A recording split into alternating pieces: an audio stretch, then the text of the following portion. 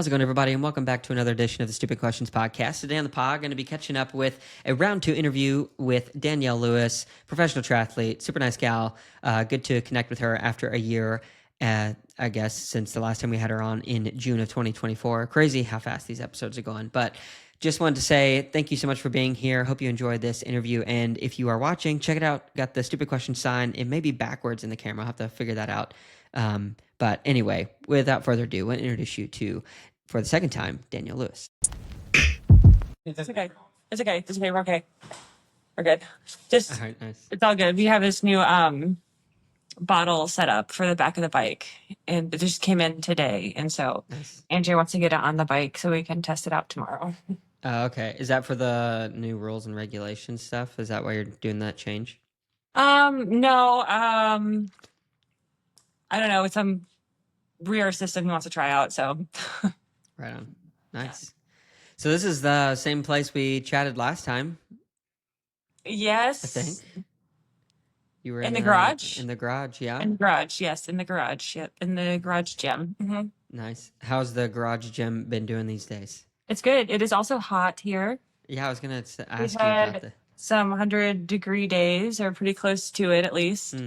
But it doesn't get hot until like the afternoon. The mornings are still fine in the like 60s or so, and then it just kind of like warms up. Yeah. So you're gonna be sweating by the end of this interview, probably. Yeah, maybe just a little glistening. Yeah. Nice. Well, Danielle, thank you so much for coming on again. I really appreciate it. I was just looking back at the last time we chatted. I guess it was like early June of 24. So it's been over a year and a month. It's crazy how fast time goes by. But thank you for making the time to jump on again. Yeah, absolutely. Well, thanks for having me. You've had a lot of people since last time. Yeah, it's crazy. fun. 160. I'm trying to remember if when I was talking to you last, if I had started doing 2 a week yet. Because I had built up such a crazy backlog that it was kind of making the podcast like really old in terms of the conversation versus when we were airing them. But yeah, started cranking out 2 a week, and it's been fun to try to keep up with that now. Yeah, definitely a good challenge. And you get to meet a lot of cool people too. Oh yeah. Yeah, I think for me, the biggest thing has been the conversations, meeting people from so many different backgrounds. It's interesting because, a lot of the people have been from triathlon, but it brings together a lot of people from many different walks of life. So I've been really fortunate to hear a lot of perspectives that have challenged me in a number of different ways. So it's been good to get to know more people and figure out what I believe, why I believe, maybe question some of the things I believe, but it's been pretty cool. So, Yeah. Well, awesome. yeah. So what's been new with you? You've been traveling the world, racing obviously a lot, but what's going on in your life in the past 370 days? I mean, that pretty much sums it up, besides the fact that I just adopted 3 more cats. So you're the cat lady? Yeah. It's funny. We got the cats. Well, okay, hold on. So I can give you, so our longtime kitty, Miles, he passed away right before Oceanside. Sorry. And that was really sad for us because, well, he and Andrew go like way back. Andrew rescued Miles and his brother Albie off like they were like on a shipping container or something. And he had to like bottle feed them and all this stuff. So he had a pretty close bond to them. And Miles' brother Albie died pretty tragically and suddenly a few years ago. And that was hard on him. And so I always knew like, whenever it was his time to go, it would be really hard. And it was really hard on us. But we had some time to like kind of grieve, and we have a little like memorial to Miles in our house.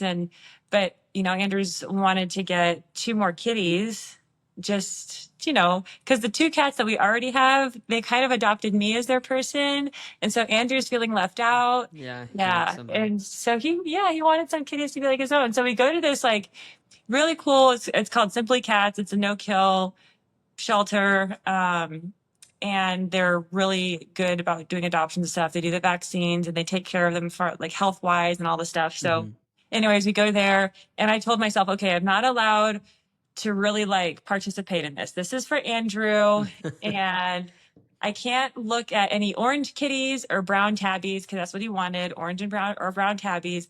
So I found this cute little white kitty, and I start petting. I'm like, oh, this thing is so cute. And the white kitty was like the brother of this orange kitty. So the adoption place wanted them to go together, and Andrew found a brown tabby. So long story short, we ended up coming home with 3 kitties instead of 2. And it was Oh probably, my goodness. Yeah. And that's a lot. Like when you say kitties, how old are the cats? Are they still to the age where they're very much kittens? yeah, 12 weeks, 10 weeks, 12 weeks in that Oh range. wow. Yeah. Mhm. Are they destroying things? No, they're so sweet. They're actually really good cats. Yeah. They're all really sweet. They haven't started destroying anything, although I would put it past them at some point. Yeah. How many cats do you have in total then right now? Is it Yeah, just the 5. three? Five? Yeah, so I didn't actually tell the world on, on social media about getting the kittens because I didn't know if having 5 cats is something to be like excited about or something to be embarrassed about. Yeah. Well, how many cats is too many cats in your perspective?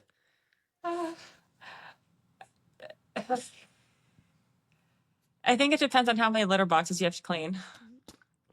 I think So for yeah, I'm go good for with it. 2 litter boxes. I think any more than 2 litter boxes, we have a problem. Yeah. Well, you have to change that out weekly, daily. How often do you do that? I've never actually like had an Just when indoor cat. it's, I mean, if it stinks, I just scoop the poop, man. Yeah. We can't have that. But also, like kitties have to, they need, if you have too many cats, then you have some that just kind of like go and hide and you never see them. Mm-hmm. And we don't want that. We want them to be like part of our lives. So, Yeah. So anyways, how long has it been since you've had the three? what's today? Friday? I think 3 weeks Yeah. today. Are they bonding, or the one that Andrew wanted to bond with more? Is that happening? I think so. Yeah. Yeah. I'm trying to make a concerted effort to kind of be like, no, go over there. Yeah. Yeah. Nice. But, cats are just going to do what cats want to do. And they're all just so cute. Yeah, they are. And sometimes mean. I've never really had cats. We had outdoor cats growing up, but my wife had this cat. They actually called him Tabby, and he was the most temperamental thing because like I would go to pet him sometimes, and he would be super nice, but then on a dime he would just flip and then like grab onto your hand with at least his front claws and try to bite you. It's like such an interesting personality, very different than a dog. So I think I'm more of a dog person, but alas, cats are pretty Yeah. cool too. We have a dog and he now just thinks he's a cat. Yeah. So, The cats like play with him pretty easy. yeah. He and some of the cats get in some wrestling matches. It's pretty funny. Yeah, that's fun. Mhm. So a minute ago, you were saying, social media wise, like you didn't put it on social media because you kind of worried what people might think. But diving into that a little bit deeper, I did have a question specifically about the social media side of things. In your opinion, or for your experience, what is too much to share, or when do you kind of bar the line? For myself personally, or in general, like, what do I think of Let's go too much from other personal. people? Yeah, let's go personal, and then you can give your public opinion as well. Well, um, it's a personal thing. I mean, I think people should have the freedom to share whatever they want to share and say what they want to say. And if people want to listen, they listen. If not, then not, they don't. Um, I mean, obviously, like as an athlete, I have agreements, obligations, whatever you want to call it, with partners to do certain things on social media. And so got to make sure I kind of check off some of those boxes. Sure. But then just like other life stuff is, I don't know, for myself, it's just whenever I get motivated to do it, I do it. And I'm most of the time not very motivated to do it. So that's, yeah. So if you could go without the social media stuff, you would probably do that. I don't mind it. I mean, I like sometimes, being able to stay updated with what some of my friends or family are doing. Hmm. I don't necessarily feel like, you know, I expect people to put stuff out there. Sure. It's nice when they do. It's kind of Yeah. how I feel about it. And sometimes I just don't even go on social because I just don't want to. I don't really care to look at what's going on in the world. Yeah. Yeah. Well, in the broader context, you mean even like on the world stage right now? Well, yeah, I do sometimes prefer living under a rock. Yeah. How come? Oh, I don't know. I just like my cats. That's really it's a very stereotypical answer. Someone's gonna make fun of you for that. I like the honesty though. It's pretty simple. I like this world that I live in here, Yeah. that's it. It's so simple. Yeah. Well, do you find that your I hesitate to say performance, but like the way that you operate mentally and view yourself as an athlete, does that ever do you have the temptation for that ever to be an effect or affect the way that you kind of view yourself and the way that you perform and the expectations you have? So are you saying if I post or not post, does that affect my psyche? Well, more of Or on the along the lines of like the people that follow you. So like the majority, I would imagine, with the social media side, especially Instagram, triathlon, like a lot of people follow you because they see you in a race and then, whatever. And so then they're kind of putting out into the social media sphere all of this positive reinforcement. And sometimes that can turn into negative reinforcement depending on who the person is commenting. So I'm wondering, like, is it ever a temptation for that to affect the way that you value yourself? well, I do find a lot of inspiration in what I do because from other people, as far as like I am oftentimes motivated in races to keep going because of the story that I want to tell. I think about this during races too. I think, what is the Instagram post that I want to have after this race? When things start going south in a race, it's like, okay, but what's that story that you want to tell? Do you want it to be one that you just gave up, you quit, you had this problem and that problem, and because of these things that happened to you, you didn't do as best as you possibly could have done? Or do you want it to be, a story of resilience, of overcoming something, of succeeding when there wasn't visibly a way to succeed, So that kind of stuff does motivate me, when I Hmm. think about why I do what I do. Hmm. How would you grade yourself as an athlete? On what? What's my On criteria? Yeah, well, I mean, I could keep it open. I'm thinking more of like the way that you are talking about for writing a post, basically not giving up, mentally strong. You feel like you're performing well. Like, how do you feel like you're doing? Well, Perhaps it's a poorly phrased question. uh, like if I was to grade my mental game as an athlete, Yeah, that's always in flux. It's always in flux. I don't think that there's like I mean, sometimes you could say, oh, you're an A plus, and today you're probably an F. yeah. Give me an aggregate of the past year. Ugh. Seems like you've been going through a lot. Right now, Maybe. when are we airing this? It'll air next Thursday Before Placid. before Placid. Yeah. Yeah, I'm always finding something to overcome and get through. But I will say that it seems to be one of my greatest strengths or assets, is overcoming things. So, gosh, it was so not okay. What's today? Today's Friday. Friday, Not July this 11th. past Wednesday, but the Wednesday before last started experiencing some like really terrible like food um sorry, I'm drawing a blank. Allergies Foodborne or illness. okay. Food poisoning. Food Thanks. poisoning. Yeah, Yeah, yeah. yeah, yeah. Symptoms, right? So I had problems in the bathroom, okay? And then I'm like, okay, maybe this is something that needs to get out of my system. I'll let it, it's probably not a big deal. If I ate something bad last night, it'll pass. So Sure. ended up getting out on a bike ride. Had a 5-hour bike ride, went and did that, and just kind of like blah, Mm-hmm. during it. Came back and just sort of was feeling pretty off, and then had some really bad diarrhea, nausea, vomiting the rest of the Mm. day. Um, and yeah, long story short, all of this, the problems lasted for 5 days. Oh my Ended up losing goodness. like 3 pounds in 5 days. Sheesh. And I'm like, I've got Ironman Lake Placid in like less than 2 weeks. And I'm just sitting here losing weight and I can't eat, or train. Um, yeah, not good. So anyways, I ended up in the ER because I'm like, I can't get a hold of What a all of this. mess. I get some tests done, and it did end up being a common foodborne pathogen. Uh, and so we've kind of figured out probably where it came from. Um, so yeah, anyways, things cleared up early this week. And then I could start kind of incorporating some food. I made a big pot of chicken noodle soup, tried to start eating on that. And then Tuesday I could start eating a little bit more. And then finally things have really settled down with my gut. And I have been just trying to heal my gut and try to regain some weight and some strength, ready for Placid. So yeah, everyone believes that I'm going to be back to full strength and ready to go. I'm trusting them. Yeah, I was going to say, do you believe that? Yeah, it's coming around. The first few sessions were challenging because when you're trying to work out when your tank is empty, Hmm. it's hard. So I've had to be incredibly in tune with my body and knowing like how much is too much. What can I do? What should I do? What shouldn't I do?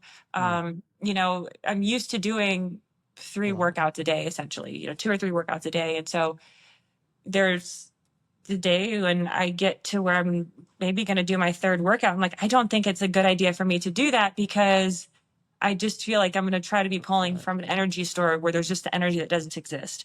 So mm, I'm not going to do that. I'm just going to go eat some food.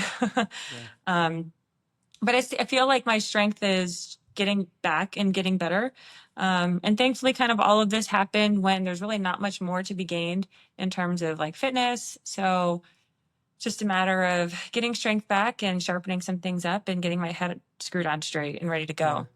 go. Mm. Mhm. Well, good for you for, I guess, taking the break. I've heard from a lot of people that typically will push through those types of things, but I think it's really important to be able to do that. Uh, So, I was impossible. I am telling you, it was impossible. like, it felt impossible because you're like, I have to do this thing. I have to check off the box. I have to be prepared. No, it was like physically impossible. Oh, like you I can't was do in a it. Yeah. bad place. Yeah. Yeah. Did you feel a sense of peace when you gave yourself the permission to not do it? Like, do you feel good after It you just, made that call? yeah, it just, shit happens. Yeah. Literally, you just have to like roll with it and just there's nothing you can do about it, so you just do whatever you can, and that's just what the focus is. It's just like, you know what, just don't even think about the race right now. All you can do is just think about your health and prioritizing that. Yeah. Mhm. Would you consider yourself a stoic person? What do you mean? Would you Like like when poised or under yeah, like pressure whenever kind of? something happens, do you typically go up and down like a roller coaster, or are you pretty even keeled and Yeah, I think I'm pretty even keeled. It's certainly, I had a couple days, probably a few days. Sure. It's like, I don't know how I'm going to be able to do this. Like, I just don't know how. And hmm I have to remind myself, it's like, okay, you don't need to do an Ironman today. You have to do it in 10 days from now, or 11 days from now, or 9 days, or whatever it is. yeah, You don't have to do it today. So just don't think about it yeah, right now. So yeah, let I it go. think, yeah, I would say so. I think when chaotic things happen, I tend to be pretty calm. Yeah. That's a gift. Have you always been that way? I think so. Both my parents, we may have talked about this before, were in the Marine Corps, and I think I was pretty used to seeing um, them in action, and then my dad in action too, just being able to be calm under pressure. Yeah. Yeah. Hmm. And I think we were also just taught that in like team sports growing up. Yeah. Especially, I've had a coach in when I played basketball in high school, and I think being poised under pressure was like one of our team mottos. So Yeah. that probably stuck with me. Yeah. Yeah, it's interesting. I feel like it's harder for some people to learn that, and then not as hard for other people. Just depending on, I really think it comes down to how we were brought up. Like you're saying, with your parents being able to have that discipline and know how to go through something super difficult. But with kids, when they see just the tumultuous up and down, it's so interesting how we would just model whatever we see, not even necessarily what we're told to do. Uh-huh. Yeah. Yep. So, I was thinking of like an interesting type of a question to ask you in retrospect of the like past year. This may be a difficult question, and if you don't want to answer it, you don't have to. We can move on to another one. But if you could write Danielle a letter to like past Danielle from 1 year earlier when we talked, what do you think you would communicate to yourself about what was to come? Uh,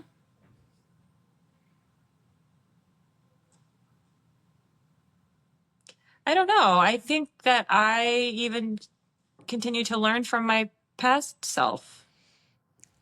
Like years and years ago, kind of what we talked Or about just before. even from like a like year ago or so, I think that if I write something down in like Training Peaks, or if I've journaled something or written something down somewhere, it's like, oh, I forgot about that. Oh, that's a good reminder from like my past self. I should remember Yeah. that now.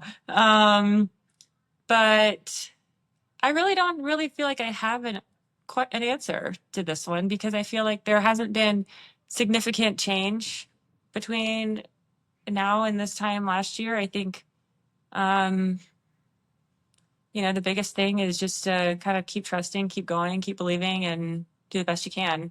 Hmm. So for this question then, if you were to grade your happiness with the sport, what would you say between like a scale of 1 to 10? Like 1, I'm done. 10, I can just do this forever. Where do you think you fall on that scale? I don't want to do this forever. No. There's way too many hours spent of being tired and hungry and alone, and the training's hard, it's Hmm. not always fun. Yeah. Um, Especially at the end of but an Ironman block right before a race. yeah, expect, and you live your life thinking about, oh, the next race that's coming up. And then everything that you do is revolving around like making sure you're prepared for this. And then if things don't go right, it's like, oh, okay, so all of this was for what reason? Yeah. So what was the question again? Yeah. On a scale of 1 to 10, your happiness within the sport With right this now. sport? Just like the contentment, the happiness about it.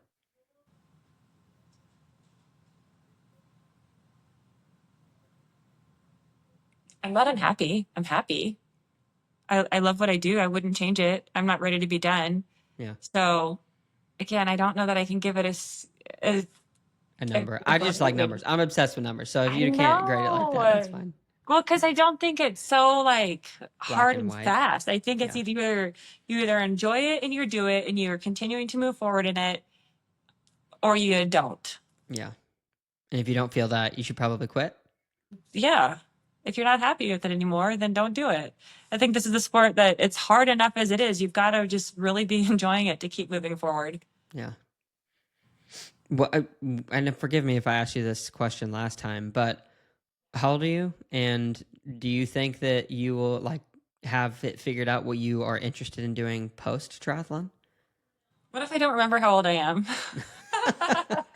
I mean, it happens. I'm getting to that age. I said I was 33 the other day, and I'm not 33 yet. I'll be 33, so it happens. Okay. We're in an odd year, so that means I'm 37. Okay. I don't know. Again, I'm thinking of my age. What was the question again? Is there a point when I'm going to be like done?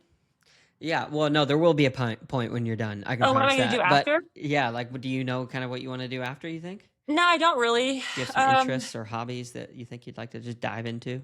I think I'll eventually get into coaching. I don't know when. Yeah.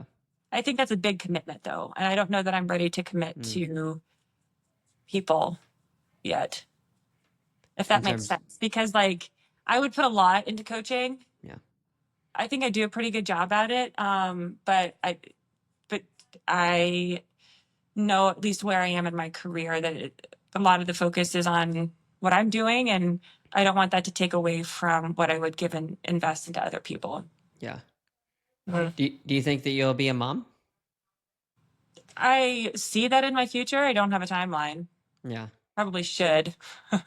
But I'm also at the age, it's kind of like I don't see that if I was to have a kid, I'd be able to come back. Oh, yeah. Just because like you are later in your 30s, is that why? Probably that. And then just having like support too. Yeah. I mean, it's just my husband and I here. So Yeah. I just don't know if I would want to come back. It's a lot of Yeah. time. The sport's a lot of time. And so it's Mm. like, I don't know. I would just feel really tired all the time. And I'm already tired all the time. So I don't know Yeah. if I want to be that extra tired all the Yeah, time. yeah. Well, the time will come. Are you? These are personal questions at this point, but I hear it's like somewhat of a popular thing. But like the freezing of the eggs, have you done this type of a Oh thing? gosh, I don't even think about this stuff. Yeah, it's totally, yeah, I don't even think about it. Yeah. yeah. Okay. Well, I have no follow up question to that, Mhm. other than um, being a parent. Like, it's fascinating me just because my sister just had her second child, and I'm 33, so it won't be too terribly long before that next chapter comes. But I was just gonna say, it seems like there's like this superpower that is attached to some of these athletes that have come back and Yep. have a child behind them, and I haven't figured out what exactly that is. It's just like there's a deeper Well, sense of motivation, maybe. I don't know. that and probably a lot of help, I would assume, A lot of help in what way? with the child, like having Yeah. help Yeah. changing diapers and Yeah. doing all the things needed to, Yeah. I don't know. It also seems like there's like a level of like mental boost from it. Mhm. Do you agree or disagree?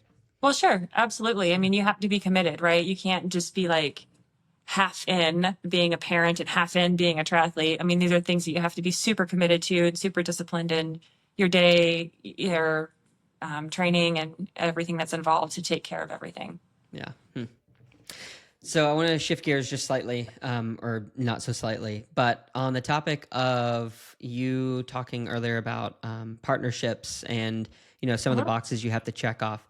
I'm curious if you've ever come across an instance with a partnership or some kind of a sponsor who they asked you to do something that you just didn't feel quite right about doing, or if there was any like gray area or something that you had to kind of put your foot down and say like, "Hey, this isn't something that I'm comfortable doing." Um, no, no, I haven't. And I think part of that just is because of just that vetting process that I go through prior to accepting a sponsorship or a partnership with somebody, right? So like I want to work with companies that have people that I connect with, where values align, and products that I use the products, right? Yeah. Um, and I think just because of some of that vetting process, it maybe avoids some things in the back end where it's like, well, we want you to talk about this, or this. It's like, well, I don't know if I actually agree with this, or that. Hmm. Um, so yeah. Do you have something specific that you look for, like in a partner? I mean, obviously, it's got to be something that you're interested in, but and also, do partners more now in your stage of your career? Do more people come to you than you have to like kind of go out and seek them out? I think there's a little bit of a combination. Most of the time still is if there's somebody that I'm interested in, then we'll seek that out. Um, and then I think if people come to me, it might be more of like product type things. It's like, hey, we'll send you this if you do, XYZ. post about this, or this. I'm like, oh, I don't Yeah. really want to do that. So, and Yeah. I could probably buy your thing for like $20. I'm good. Yeah.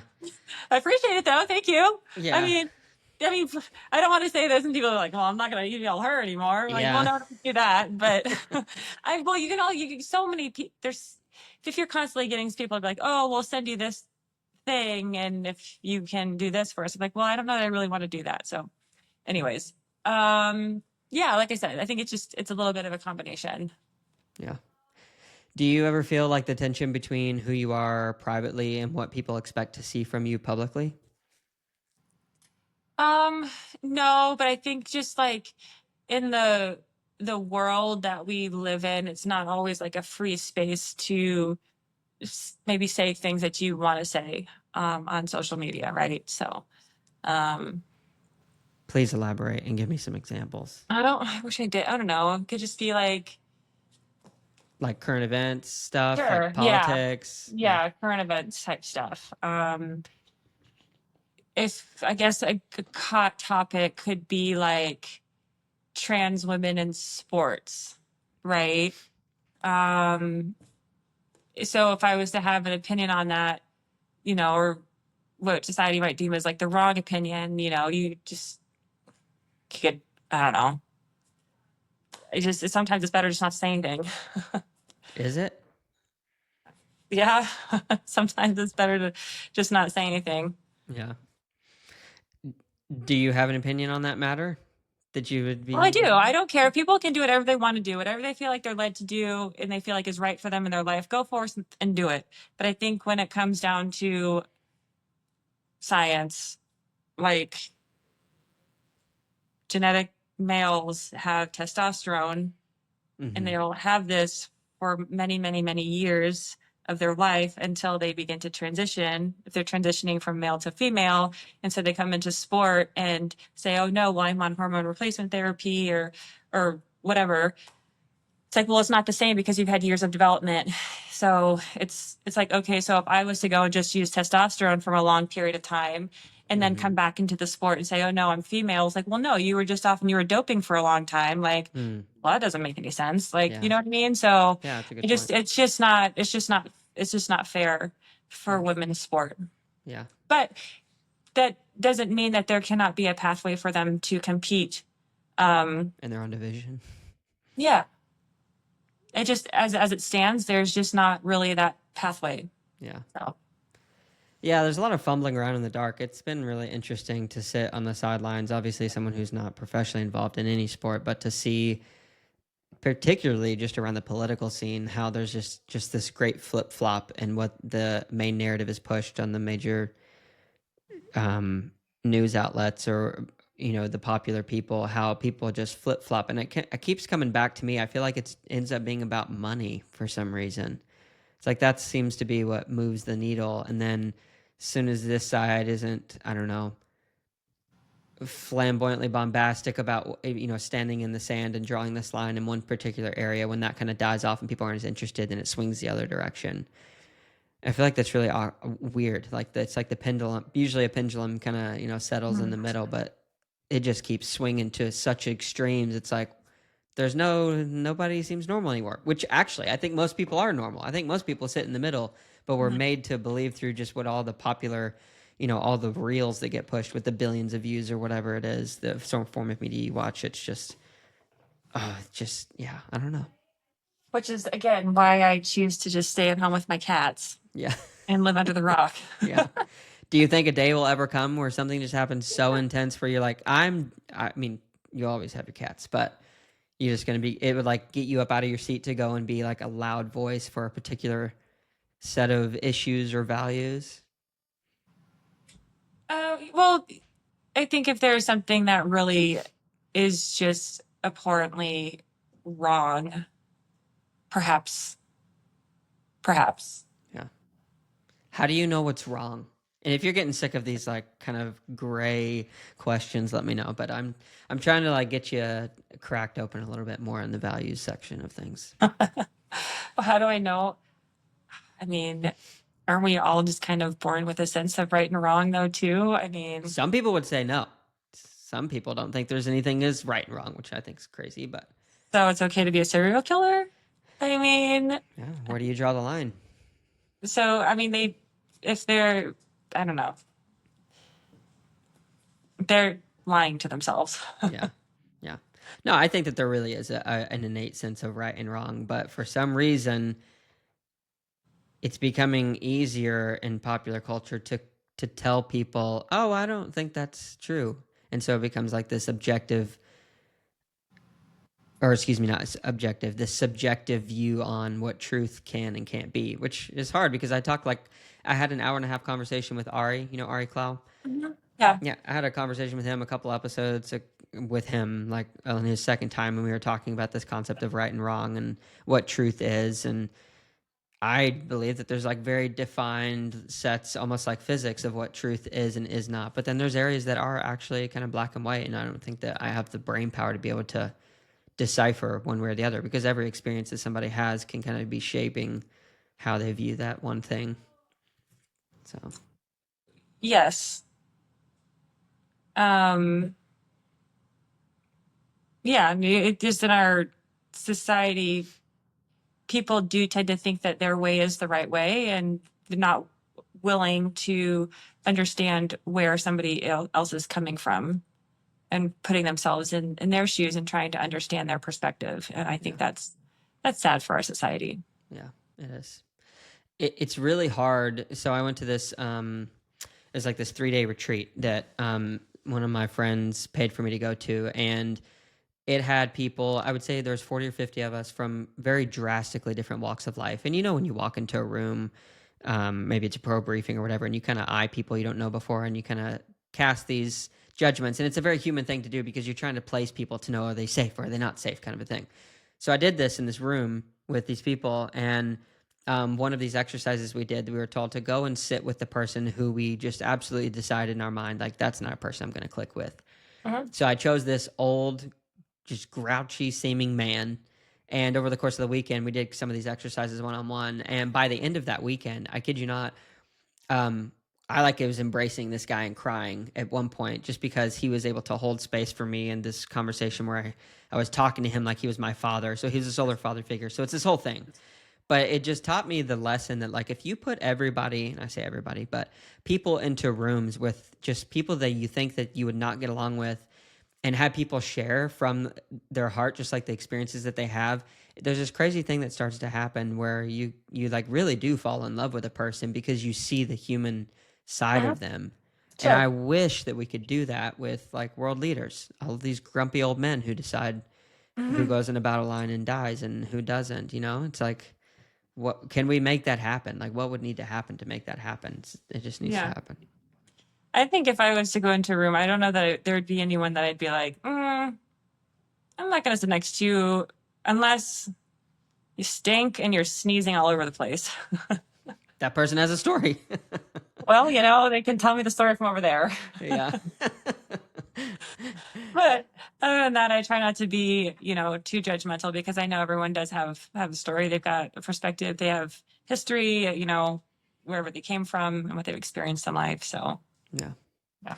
Speaking of stories, I don't know if I asked you this last time, but how did you meet Andrew?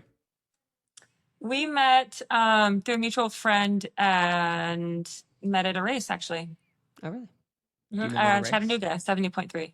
Oh, nice. Was this Worlds? No. No. You've been married for a while, I guess. We got married during COVID. Oh, wow. What was that like? I think maybe I've asked you that too. Apologies. Yeah, I don't recall. But it was really cool. We rented this big house on Hayden Lake, which is just sort of Coeur d'Alene, Idaho. And it's like, gosh, it was like 5 stories. It was wicked. It was on the side of this hill. But we invited just a few of our triathlon friends, and it was like a 3-day ordeal. It was kind of like a little like mini training camp. And then we had some family come in. It wasn't very big, just some family members come in and had a little ceremony there on the lake. And yeah, it was super, super simple, but like perfect for us because we've built a triathlon lifestyle. Yeah. Yeah, that's super neat. So what are some of the lessons you've learned about yourself since being married? What? I don't know. Maybe I like cats more than I thought that I did. Oh, you did send me these questions in advance because you're asking me these questions at the end of like Ironman training. I know. We're both tired. If we can put a pause on that question if you want. Okay, maybe I'll figure it out. What are some questions that you think that I should ask? I mean, I really like grits, vanilla ice cream, which you probably wouldn't guess. Why wouldn't I guess vanilla ice cream? Super plain and boring. No, the best vanilla. If a vanilla ice cream is done right, there's this place in town called Taste and See Creamery, and they have this Madagascan vanilla, whatever that means for Madagascar. But it is, when vanilla ice cream is done right, it is like the best thing ever. I don't think ice cream needs to have a ton of flavors and chunky bits and all this other stuff. Yeah. I could be dreaming about food though, because I'm still trying to like eat more. Regain, some weight and strength. Yeah. How much weight are you trying to gain back? Like, do you think you'll be able to do it by the time you race? So I don't mind sharing like my weight at all. I get hesitant sometimes when people are like, "Oh, if she weighs this, I should try to weigh this." Because sometimes girls will be like, "Oh, I need to try to like match whatever she does." No. So, anyways, I have a certain threshold that I try to not go below because I've found that if I do go below that, I lose strength. I don't recover. I'm really fatigued more than I should be. You get injured too, I feel like. Yeah. So I work hard just to like stay above this. And then also like my weight fluctuates throughout the year. So like the off season, I'm usually like 7, 8 pounds heavier than like race weight. Mm-hmm. And then that just will naturally kind of get to where it needs to be during when I'm peaking and racing. So, anyways, I went 3 pounds under my threshold with this whole like Getting sick thing. getting sick thing. So, I mean, it's kind of like tempting, like, do I consider this a blessing since there's so much climbing in Lake Placid? Watts per kg are going up. Exactly. Well, we don't want the watts part to go down though. Yeah. So, anyways, yeah, no, I am going to try to gain back some of that weight so I don't lose strength. That's the important part. Yeah. Well, what are your, I mean, this may have been different maybe even a few weeks ago before you were sick, but what are your hopes out of Placid? Do you have any like hopes, dreams, Yeah, it's expectations? different now than it was maybe a few weeks ago. Yeah. Well, what I was mean, it I a few won, weeks ago? well, I mean, I won Placid last year, so a defending champ always wants to try to win again, right? Yeah. But at the same time, I have also not had a good Ironman this year.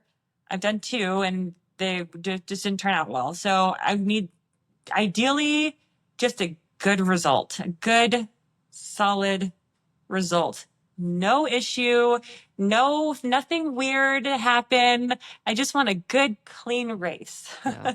If one can just dream of that, that's ultimately what I want. I think that's probably still what I want, even after just getting sick. Yeah. I think now, though, after getting sick, I think for myself, my main goal is to mentally get myself engaged and ready to go and just fight. Yeah. And not just be afraid of it. I can't sit there and think, oh, I was sick a few weeks ago and this is why I feel Well, yeah. bad. Like, I can't be thinking about that on Yeah, race keep day. going. It's, Yeah. it's something of the past, you know? So that's Yeah. my big focus. Yeah. When you say that's your big focus, like to get to that point to where you're able to walk into the race and have the mindset that would be give a healthy race, regardless of the outcome, like performance wise, but just like mentally engaged, what you're talking about. Is there certain things that you have to do to get there, or is it just kind of thinking about the positives, writing those things down? You mentioned journaling earlier. Like, do you do any of those things to help sharpen that tool? Yeah. Probably more a lot just like visualization of like how I want to feel and react and respond during the race. Certain things that I want to be thinking about, telling myself just the narrative I want going through my head during race day. So I think about those things and visualize that. Mm-hmm. And that's probably the bulk of it, quite honestly. And then, yeah, maybe a little bit of journaling or just writing some things down. Yeah. Have you ever, aside from finishing, cried during an Ironman? Who hasn't? What were the tears? Were they always sad tears, or were they happy tears as well? They're everything. Yeah. Why am I doing this? Oh, this hurts. Oh, this is terrible. I quit. Oh, this is amazing. Yes, you get everything. Yeah. Have you ever gotten off the bike and been like, I'm excited to run? Yeah, Further than like the after mile 5, because everybody, I guess, wants to get off the bike. sure. Yeah. Yeah. That's good. Yeah. I like, well, when you're feeling good, the run's amazing. Yeah. If What you're not, then, you Yeah. know, it's a rough day. Yeah, it is a rough day. What percentage of the time do you think you feel that?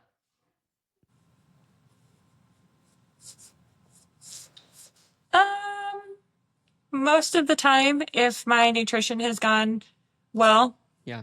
yeah. And if I don't have, usually if I'm having issues with the run, it'd be the second half of the marathon. And it's if my stomach isn't clearing or settling and I start getting some GI issues. Yeah. We've been there. I mean, I haven't even done that many. I've only done 2. And the second one was very much that. Yeah. Puking. Have you cried during an Ironman? I have. Yeah. The very first Okay. Ironman I did was Chattanooga. Do you want to hear the story? Yeah. So Ironman Chattanooga, hometown race, obviously. So in May, I did the 70.3, and it was the exact opposite of positive mindset. I went in kind of already gave up before I even really started the race, and my power meter was messed up, which I found out afterwards. But because that I was so married to like this number I wanted to hit, Yep. That's just- the problem. Yeah, it got me to just this terrible place, and then I got on the run, and I basically gave up. And it's interesting how the body kind of falls in line with the mind. So then I start hurting everywhere, and anyway, it was just a terrible race. And I cried at the end of that race because I was like, I did so bad. And it was after these, I just had gotten into the sport, so I was still on this like hockey stick exponential growth of like I'm just gonna be the best in the world. So anyway, Ironman came around, and I'd really thought a lot about no longer married to the numbers. I just want to enjoy it. So I did the swim. Obviously, it was super fast because it's Chattanooga. It was like a 42-minute swim, and I got out on the bike, and my legs felt really good as I was like climbing out of town. You know how you start to head out of town, and I just started bawling because I was so excited. Like it felt so good. I had family there, and I even dropped my chain like a mile later on the railroad tracks and got off and put it back on. But I was still just so pumped and excited. So, and then when I finished, I have to send you the picture of me crossing the finish line. It's just the most ugly cry you've ever seen. But it was a great experience. And then my next Ironman was terrible. Well, that is Ironman. Yeah. I'm It's so hard to be so consistent in those. Yeah, it's kind of like, it reminds me of Challenge Roth. I know that just happened recently, and we did that last year, and that was an absolutely amazing experience. I mean, I remember it's a 2-loop bike, but on the first loop, you come around a corner and you look up and you see Solarberg, the hill with all the people. Immediately, I got just goosebumps and chills everywhere. Even now, when I think about it, and then I immediately just started crying. I'm like, why am I crying? Yeah, why were you crying? I don't know. It was just because it was all of the emotion and the energy. I think I just felt the energy. And it was all for you or whoever was in that line. Well, I just saw it. It was like half a mile away or a quarter mile away, or I just saw it and I knew what I was getting into. And it was like, wow, like it was nuts. Yeah. That's cool. I want to do Roth just for that hill. That's why I've so many of those videos I've seen, and it gives me chill bumps watching it. But yeah, once you experience an Ironman and then you see something like that, it does make it super special. Yeah, I'm doing another Ironman in October. So which one is that? Ironman California.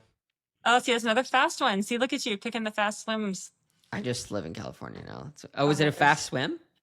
Oh, because it's in the Sacramento River. Yeah. Yeah, I didn't know that until it's like a flat just thinking bike. about it.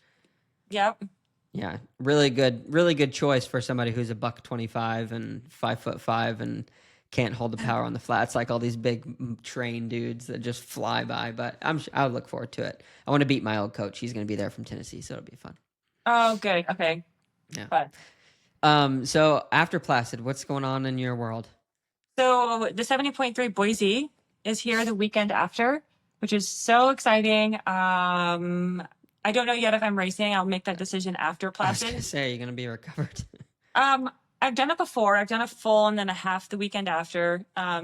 It wasn't actually that bad. Maybe I was just like mentally prepared for it. But I think this just being like a hometown race, there's certainly part of me that just wants to do it just because it's just a hometown race. How can you say no?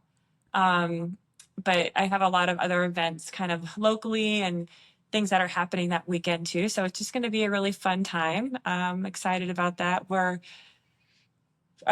planning on, maybe there's people that are doing Boise, going to invite all of the pros. I actually have one of my partner sponsors are going to pay for free round of drinks for all the pros after the race at a local brewery, which I'm super excited about. So I'm going to invite everyone to that. And then hopefully the day after the race, I can get a bunch of people to go float the river. We have the river that goes through downtown Boise. It just takes like a couple hours to float, but it's pretty like inner tubes and stuff. Yeah. That's super cool. We do that. They used to do that a lot in Tennessee. So that's the weekend after. And then after that, I will probably recover a little bit and then get ready for Kona. Yeah. The big final shebang of the year. That and then Spain. Oh, how long after that is Spain after Kona? December? What is it? Hold on. Should I Google it? Is it November? Yeah. Which one is it? It's in November. I think it's just a few weeks. Yeah. But what's the city or the race name? Oh, it's in Marbella. Marbell. Oh, for the world champs, obviously. Yeah. Gotcha.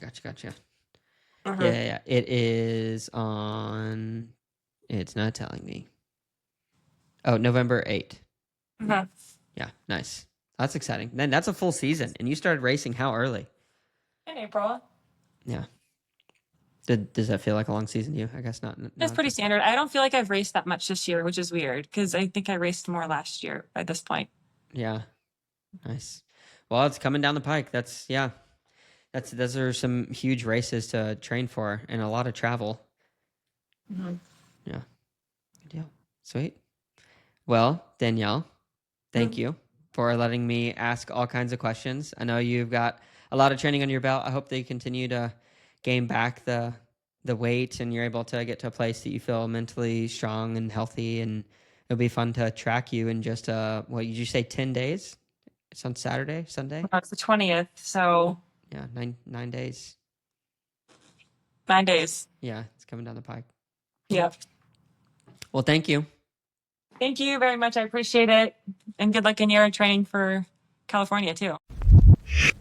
Thank you so much to Danielle for jumping on the podcast again and letting me dive into her life, even though she is pretty tired, has been going through a lot with the upcoming Lake Placid. So as this airs, she's going to be racing just here in a couple of days.